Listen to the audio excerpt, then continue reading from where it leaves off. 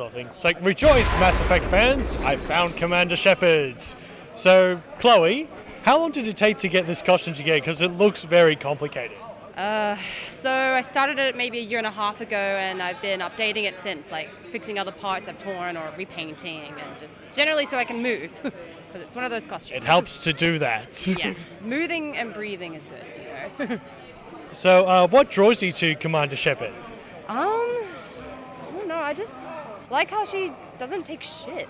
Sorry, am I allowed to use language? No, it's alright. Well, it's merely more or less your choice as to whether you take shit or not in the game. Yeah, exactly. Like, I play Paragon, but on occasion I do the Renegade, but soft at heart. It's like because now and then you just want to slap someone. And it's just not to see a female heroine, that's actually appreciated by the fandom. So obviously you've played the Mass Effect games, and I think there's another one in development. Oh yeah, Andromeda?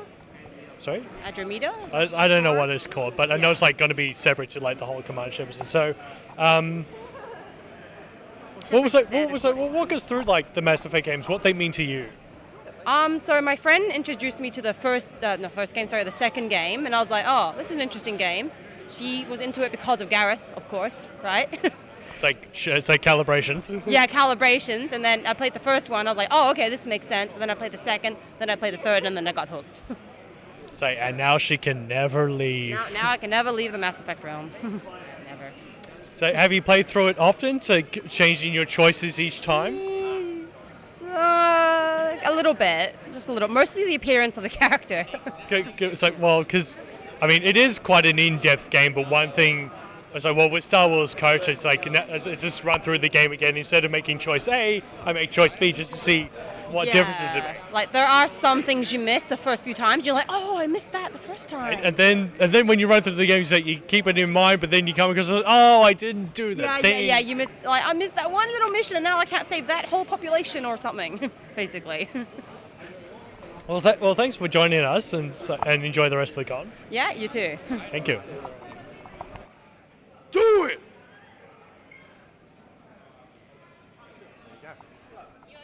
I found Christine, and she is wearing this most amazing dress. Can you tell me who your character is?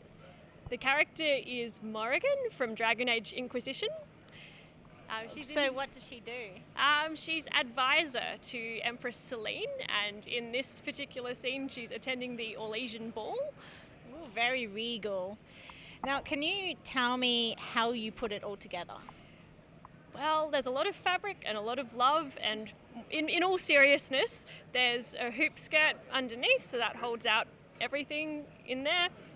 There's an underskirt, which is the red silk. There's an overskirt, black velvet, so lots of just sewing. It's got various waistbands. Also got a petticoat under there as well.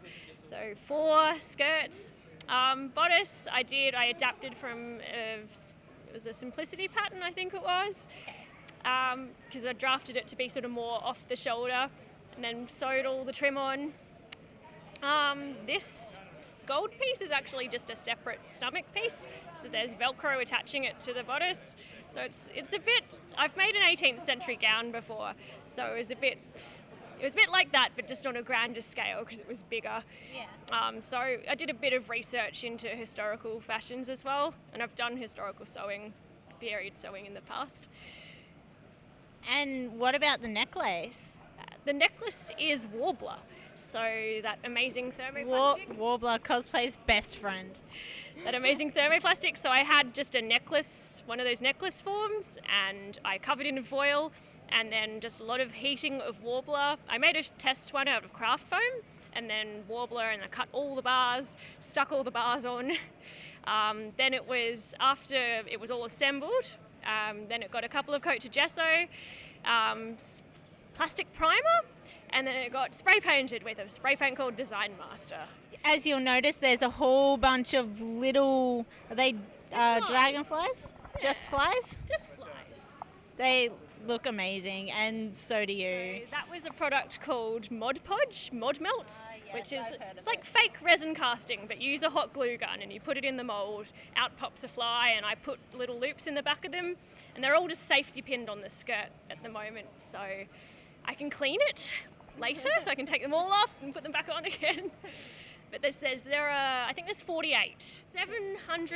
Over 700 studs glued to this Oh, corset. wow. I had a few fall off, but Cosplay disasters always are bound to happen. yeah, All right. Well, thank you so much for joining us today. it's all right. Pleasure to meet you. I can If hear you do my not own subscribe, voice. you will be exterminated. Do it! My voice is weird. Christine. I could just make funny voices. Tends to dance on the spot. Like he'll show everything. I'm too big to fit in the shot. So you probably want to get her Facebook page or whatever, and then we'll do Yep. All right. Okay. Are you recording? So yeah, we're calling. So get her to say. All right. Facebook page. Facebook.com/ it's Tanmei Costumery, TANMEI COSTUMERY. And spell your name for me, please. Yes. Okay. Her name is. Christine, CHRISTINE, Yep. And your last name. Lee, LEE. Right, that's all the paperwork out of the way. Now we can do the interview. All right.